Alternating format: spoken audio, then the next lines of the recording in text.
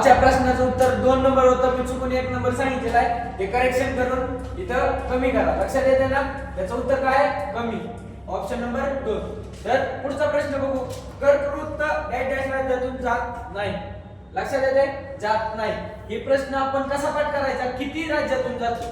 जात नाही असे 28 राज्य आहेत. मग 28 पाठ करणार का? नाही. किती राज्यातून जातो? हे प्रश्न आपण पाठ करायचा. तर याचं उत्तर आधी सांगतो ओडिशा. म्हणजे ओडिशामधून जात नाही. म्हणजे कुठून जातो? मध्य प्रदेश, पश्चिम बंगाल, राजस्थान. याची ट्रिक आपल्याला सगळ्यांना माहित आहे. काय ट्रिक काय याची? मित्र माझा राघू छाप. तुम्ही ज्या जणांनी पाठ केलेली आहे त्यामुळे नवीन बनवत नाही. मित्र माझा राघू छाप. छत्तीसगड पंजाबी लक्षात घ्या. ही तुमच्या तुम्ही बघा, तुम्हाला पाठ आहे ते दिलेला आहे. वेळ लागतोय त्या ट्रिक्स नुसार वापरून तुम्ही बघू शकताय. मग किती राज्यातून जातो? आता ही क आहे. त्या क ला मी 8 बनवू शकतो ना? असं 8 दिसायले का? 8 दिसतंय ना? मग किती राज्यातून जातो? 8. ही क आहे. क पासून कर्कवृत्त किती राज्यातून जातो? 8. लक्षात आलं?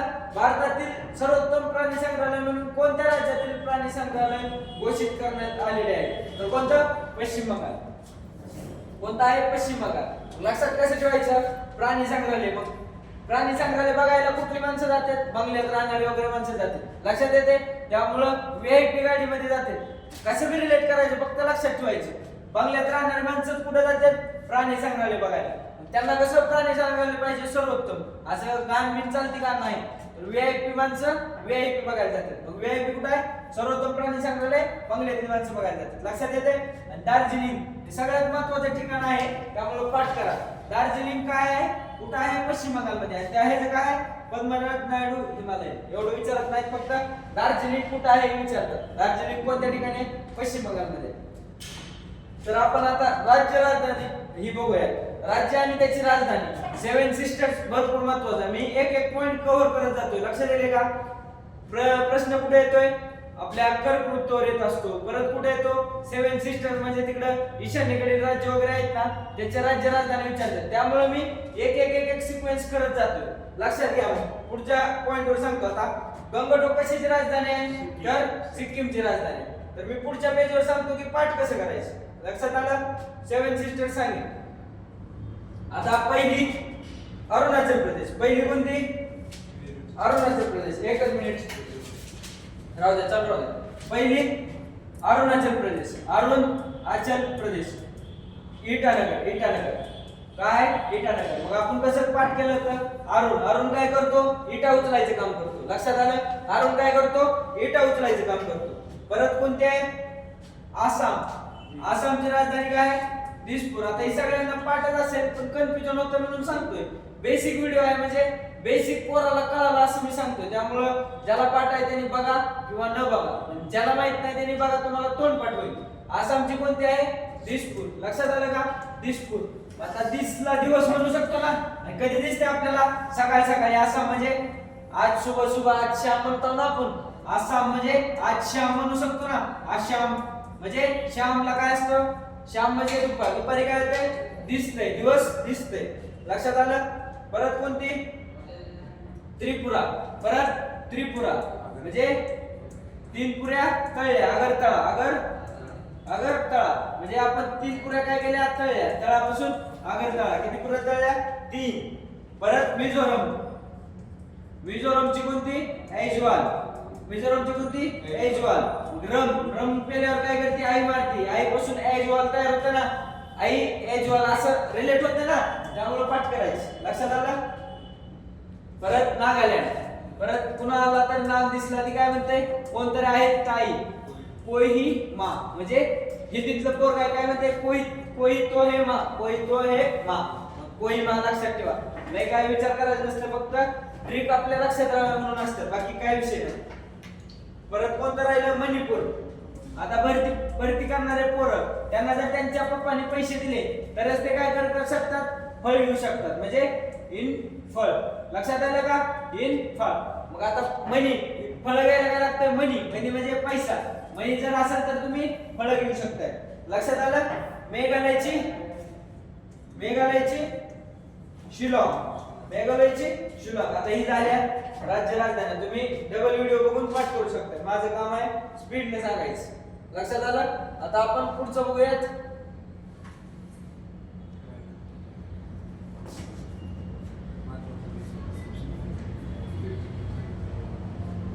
चला, खालीलपैकी डॅश डॅश हा इंटरनेटचा वापरण्यासाठी प्रचलित ब्राउझर आहे. नावातच आहे इंटरनेट एक्सप्लोरर. इंटरनेट नावातच आहे ना, विषय मिटला. बाकीचे काय आहेत? आपलं मायक्रोसॉफ्टचे सॉफ्टवेअर आहे. लक्षात येते? सापेक्षताचा सिद्धांत कोणी मांडला? सापेक्षताचा कोणी मांडला आहे? तर आइन्स्टाईन. कोणी मांडला? आइन्स्टाईन. आता सापेक्ष म्हणजे कोणी मांडलेला आहे? सापेक्षतेचा सिद्धांत आइन्स्टाईन. हे आपल्याला पाठच आहे. आता आपल्याला काय पाहिजे नसते, आता लक्षात ठेवा. गॅलिलिओने काय केलाय? गॅलिलिओने जडत्वाचा नियम मांडला. कशाचा? जडत्वाचा. परत न्यूटननं गतिविषयकचे 3 नियम. लक्षात येते ना? हे पाठच आहे, बेसिक आहे, काय येत नाही. पण आपल्याला काय पाठ नसते? आपल्याला पाठ नसते इलेक्ट्रॉन, प्रोटॉन, न्यूट्रॉन ही येते. ह्याची एक बेसिक वायर ट्रिक आहे. काय आहे? ईट पर नाच. लक्षात येते का? ई पासून इलेक्ट्रॉन. लक्षात घ्या तुम्ही, मी जास्त लिहित नाही कारण आपल्याला लवकर कव्हर करायचे. ईट पासून थॉम्सन. कोण? J Thomson. लक्षात आलं? बी पासून प्रोटॉन.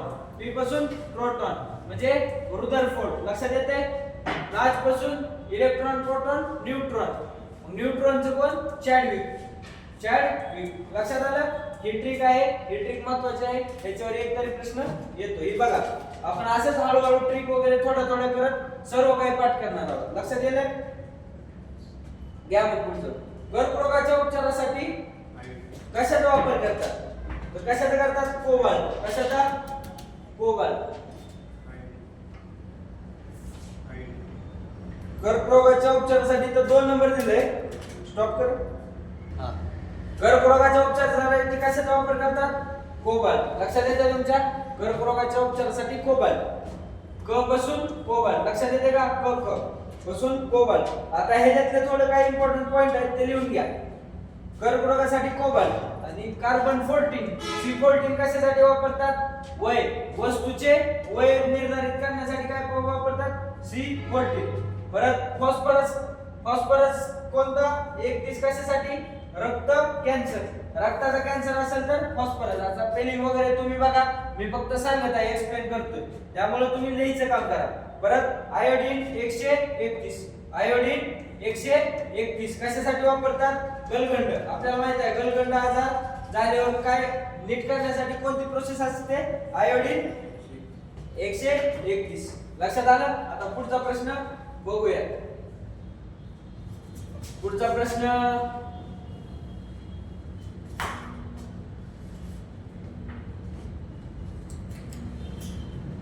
केलं.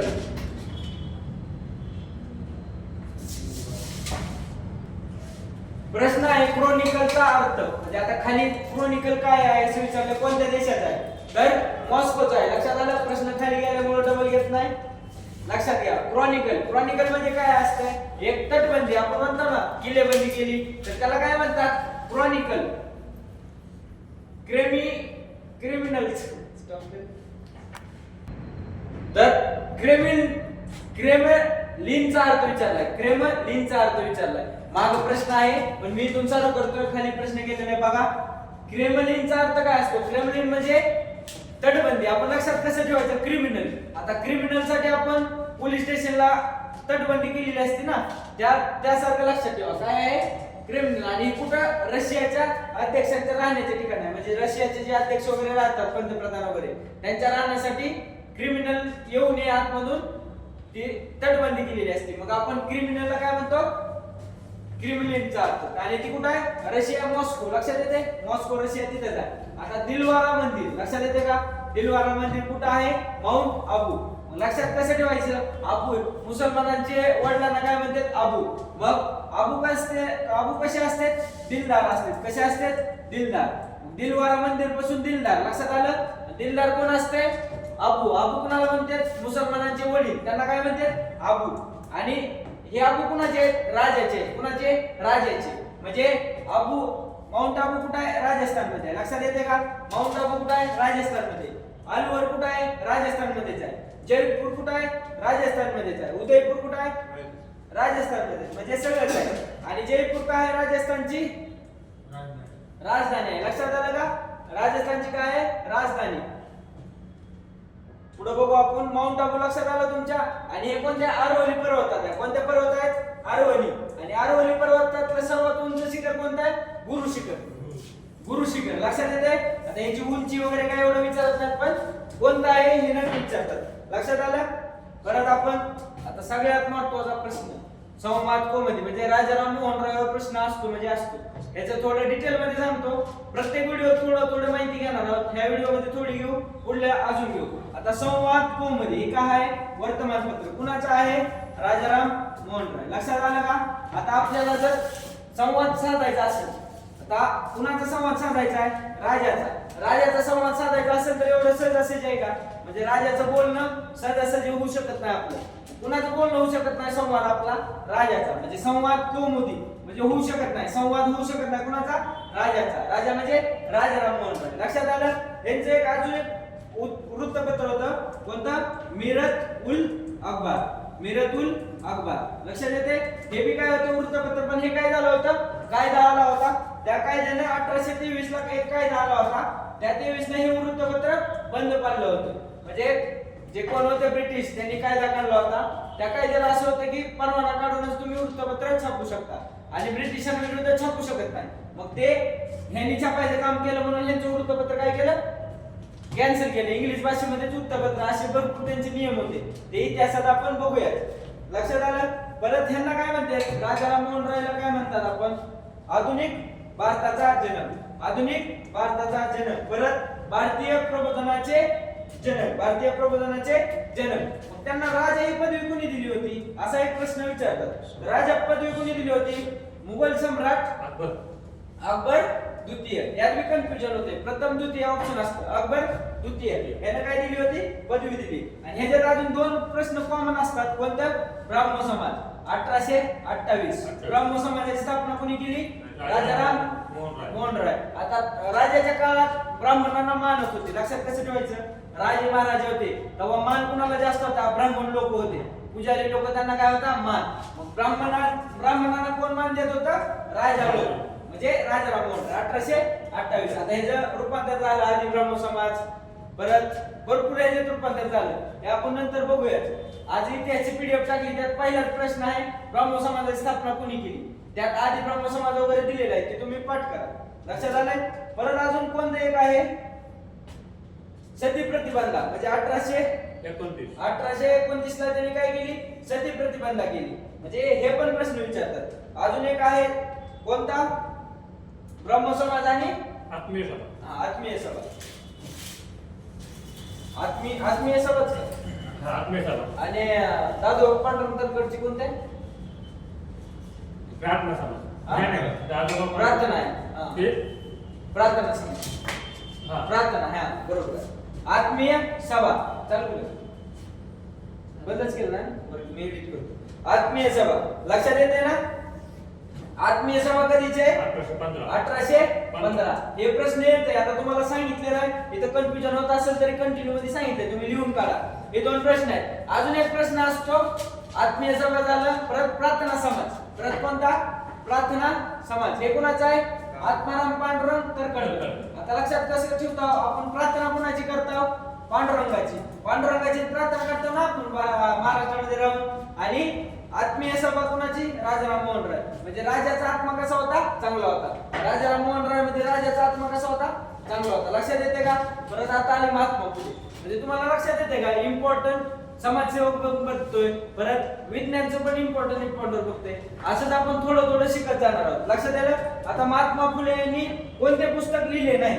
तर कोणते लिहिले नाही? ज्योती निबंध. कोणते लिहिले नाही? ज्योती निबंध. त्यांचं कोणतं ग्रंथ होतं? सार्वजनिक सत्यधर्म, गुलामगिरी, छत्रपती शिवाजी महाराजांचे पोवाडे इथे दिलेलं आहे. आता लक्षात ठेवा, महात्मा फुले आपण काय शिक्षण म्हणजे शिक्षकच होते ना ती. आपल्या भारतासाठी रत्न होते. म्हणजे तृतीय रत्न. पुढे गेलं तृतीय रत्न. भारतासाठी काय होते? रत्नच होते. त्यांना शेतकऱ्यांचा डोळ्यातून अश्रू आवडत होते का? नाही. म्हणजे फुले होते शिक्षकच होते, परंतु त्यांना अजून काय करत होते? ती शेतकरी होते आणि त्यांचं दुःख त्यांना आवडत नव्हतं. कुणाचं? शेतकऱ्यांचं.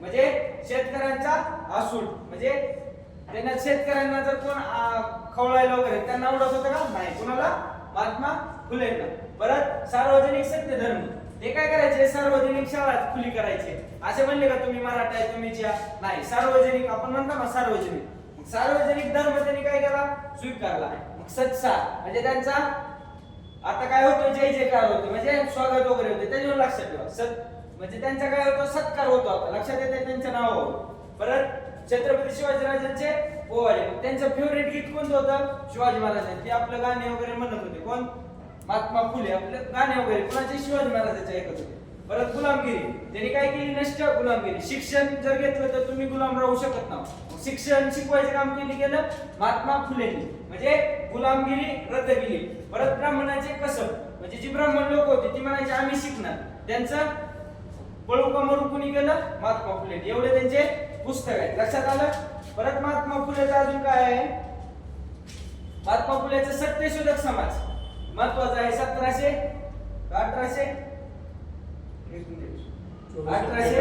1873 सत्यशोधक समाज लक्षात आलं आता 1773 चा रेग्युलेटिंग ऍक्ट आहे त्याच्यावरून आपण लक्षात ठेवू शकतो 1773 चा रेग्युलेटिंग ऍक्ट त्याच्यात 100 वर्ष ऍड करायचे 1817 नंतर 1873 चा काय महात्मा फुलेंनी सत्यशोधक समाजाची स्थापना केली परत एक प्रश्न विचारते त्यांनी हौद रिकामा केला म्हणजे त्यांच्या घरचा जो हौद आहे तो जे जाती म्हणजे निर्मूलनासाठी हौद रिकामा केला म्हणजे खुला केला कोण गेली पाणी प्या मग ते कधी केला 1868 परंतु हे जास्त महत्वाचं आहे 1873 लक्षात आलं तुमच्या तर आपण पुढचा प्रश्न बघूयात स्टॉप कर आता ज्या तापमानास हवा बाष्पाचे संक्षिप्त होते त्या तापमानास काय म्हणतात दवबिंदू म्हणतात काय म्हणतात दवबिंदू आता मी थोडक्यात सांगणार आहे ह्याच्यावर प्रश्न येतो भरपूर मुलं कन्फ्युजन होतात तर आपण काय करू आधी द्रवनाम बघू काय बघू द्रवनाम ही कसा असतो द्रवनाम म्हणजे घन म्हणजे काय म्हणतो ठोस लक्षात येते का हिंदी मधून घन म्हणतो ठोसचे घनचे द्रवात रूपांतर म्हणजे बर्फाचे पाण्यात रूपांतर ह्याला काय म्हणतात द्रवनाम म्हणतात काय म्हणतात द्रवनाम आणि इंग्लिश मध्ये काय म्हणतात मेल्टिंग पॉइंट लक्षात आलं मेल्टिंग पॉइंट परत गोठण बिंदू म्हणजे गोठण नावातच काय गोठण बिंदू म्हणजे पाण्याचे बर्फात रूपांतर लक्षात येते ना हे दोन काय आले परत एक असतो उत्कलनाम काय असतो उत्कलनाम हे म्हणजे काय डायरेक्ट द्रवाचे वायूत रूपांतर द्रवाचे कुठं वायू म्हणजे लक्षात येईल तुमच्या पाण्याच्या वाफेत रूपांतर होणार त्याला काय म्हणतात द्रवनाम मग आता पॉइंट काय विचारतात थोडक्यात विचारतात की गोठण बिंदू किती आहे गोठण बिंदू किती असतो 0 डिग्री गोठण बिंदू किती असतो 0 डिग्री परत द्रवनाम किती असतो 0 डिग्री सेल्सिअस आणि जर फॅरेनहाइट मध्ये विचारलं तर 32 फॅरेनहाइट लक्षात येते 0 डिग्री म्हणजे किती असतो 32 फॅरेनहाइट लक्षात येते ना परत उत्कलनाम किती असतो 100 डिग्री सेल्सिअस आणि ह्यालाच काय म्हणतात 212 फॅरेनहाइट लक्षात येते 212 फॅरेनहाइट ह्याच्यातच एक प्रश्न काय विचारतात मानवी शरीराचे तापमान किती असते 37.5 किंवा 38 पण सिक्वेन्स लक्षात ठेवा 37-38 लक्षात ठेवा म्हणजे 0.5 कमी जास्त होऊ शकतो पण 37 म्हणजे सिक्वेन्स आहे लक्षात आलं परत फॅरेनहाइट मध्ये किती 98.4 फॅरेनहाइट लक्षात आलं 98.6 म्हणजे ती पॉइंट मध्ये येते पण ऑप्शन तुम्हाला भरपूर लांब असतात जवळचे ऑप्शन नसते त्यामुळे कन्फ्युजन व्हायची गरज नाही मानवी शरीराचे कळालं परत संगणकाच्या बाबतीत काय इनपुट आहे लक्षात घ्या संगणकाच्या बाबतीत इनपुट काय आहे डॉक्टर कीबोर्ड असा इनपुट हा स्टॉप केले का बरोबर स्टॉप कर ग्रीन हाऊस इफेक्ट कशाशी संबंधित आहे तर हरित क्रांती लक्षात येते का हरित क्रांती वातावरणातील परिणाम यायला पाहिजे वातावरणातील परिणाम याचं उत्तर काय यायला पाहिजे मी 1 नंबर दिले परंतु वातावरणातील परिणाम ग्रीन हाऊस इफेक्टला काय म्हणतात वातावरणातील परिणाम मग लक्षात ठेवा वातावरणात आता प्रश्न काय येते हरितगृह वायू कोणते म्हणजे हरितगृह वायू म्हणजे वातावरणातील तापमानावर परिणाम करणारे वायू कोणते आहेत ही प्रश्न फिक्स येतो तुम्ही तोंडपाठ करा लक्षात घ्या कोणते कोणते आहेत मी पुढच्या पेजवर लिहितो कोणते कोणते आहेत? कार्बन डायऑक्साइड, कोणता?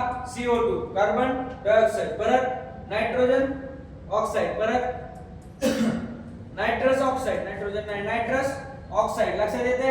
नायट्रस ऑक्साइड, परत मिथेन, कोणता? मिथेन, आणि पाण्याची वाफ, ही जास्त जणाला माहित नसेल, पाण्याची वाफ हे पण काय आहे? हरितगृह वायू आहे. म्हणजे पाणी फरक करते, वातावरणातील तापमानात फरक करते. हे चार आहेत, लक्षात आलं तुमच्या? त्यामुळे ही वायू पाठ करा तुम्ही. परत क्लोरो फ्लोरो कार्बन वगैरे असे आहेत, ह्याच्यावर जास्त प्रश्न विचारले. परत संगणकाच्या बाबतीत खालीलपैकी काय इनपुट डिव्हाइस आहे? तर ह्यावर मी प्रश्न येतो. इनपुट म्हणजे मधून आपण कॉम्प्युटरला आज्ञा देतो, आणि आउटपुट म्हणजे कॉम्प्युटरकडून आपल्याला बाहेर आज्ञा मिळते. म्हणजे झेरॉक्स मारले तर आपल्याला प्रिंटर मधून बाहेर मिळतं, पण माऊस मधून आपण इनपुट करतो. म्हणजे लक्षात आलं ना? कॉम्प्युटरला माहिती देणं म्हणजे इनपुट, आणि कॉम्प्युटरकडून बाहेर माहिती भेटणं म्हणजे आउटपुट. हे जी ट्रिक आहे थोडी सांगतो, लक्षात घ्या. काय ट्रिक आहे? माला की मासी टच स्क्रीन का फोन लाईव्ह. काय आहे? माला की मासी म्हणजे मालाची मावशी, माला की मासी टच स्क्रीन का, टच स्क्रीन का फोन लाईव्ह, फोन लाईव्ह. लक्षात येते? आता लक्षात घ्या. मापासून माऊस तुम्ही लिहून घ्या, मी जास्त येत नाही. मापासून माऊस, लापासून लाईट पेन, की पासून कीबोर्ड, परत मापासून मायक्रोफोन, सी पासून स्क्रीनर, टच पासून टच स्क्रीन. लक्षात येतं? स्क्रीनर आणि स्क्रीन टच. लक्षात आलं? टच स्क्रीन, स्क्रीनर काय असेल एवढे कोणते डिव्हाइस आहेत? इनपुट. आणि आउटपुट डिव्हाइस कोणते कोणते आहेत सांगतो. मॉनिटर म्हणजे शेवट र आलेला असते, सर्रास र आलेला असते. मॉनिटर, प्रिंटर, प्रिंटर, स्पीकर, र येईल ना शेवट. प्लास्टर काय काय काय काय आहे, म्हणजे शेवट सहसा र येते. तुम्हाला ही तर ट्रिक सांगितली, एक ट्रिक पाठ करा, बाकीचं पाठ करायची गरज नाही. आणि शॉर्टकट मध्ये सांगितलं र र आहे. आता इथं काय विचारलंय आपल्याला? संगणकाच्या बाबतीत इनपुट डिव्हाइस नाही, म्हणजे आउटपुट आहे. आउटपुटला मी काय सांगितलंय? शेवट र येते. म्हणजे इथं बघा कीबोर्ड, मासी ती की आलंय त्यामध्ये, ते नाही. माऊस नाही, स्कॅनर आलंय ना, स्कॅनर, प्रिंटर. इथं स्कॅनर कसं असते? आपण माहिती देतो, थोडक्यात माहिती देतो. स्कॅनर मी मगाशी घेतलं होतं, थोडक्यात याचं उत्तर काय येते? प्रिंटर. लक्षात आलं? र सगळीकडेच येते का? असं नाही, पण मी थोडक्यात सांगितले. तुम्ही ही ट्रिक पाठ करायची. जर या ट्रिक मध्ये जर बसत असेल तर इनपुट, जर तुम्हाला माहित नसेल तर र चेक करायचं. लक्षात आलं? बघा इथं जर बी आलं आणि इथं बी आलं, म्हणजे कन्फ्युजन होते. मग ते ट्रिक पाठ करा. स्टॉप कर. पुढचा एक प्रश्न आहे. झाडांची पाने,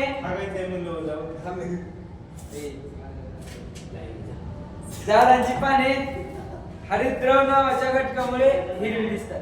आता कशामुळे हिरवी दिसतात? झाडांची पाने हिरवी कशामुळे दिसतात असा प्रश्न आहे. तर क्लोरोफिल. कशामुळे? क्लोरोफिल. क्लोरोफिलला काय म्हणतात? हरितद्रव्य. आणि त्याचं कार्य काय असतं? हरितद्रव्य वायूमुळे. आणि ते कुठे असतात? क्लोरोप्लेट्स मध्ये असतात. त्याचं काम काय? प्रकाश संश्लेषण करायचं आणि त्याच्या माध्यमातून झाडांना अन्न पुरवठा करायचा. एवढं आपलं जीके जो होतं. आपण पुढचं नंतर बघूया, व्हिडिओ मोठा झाला.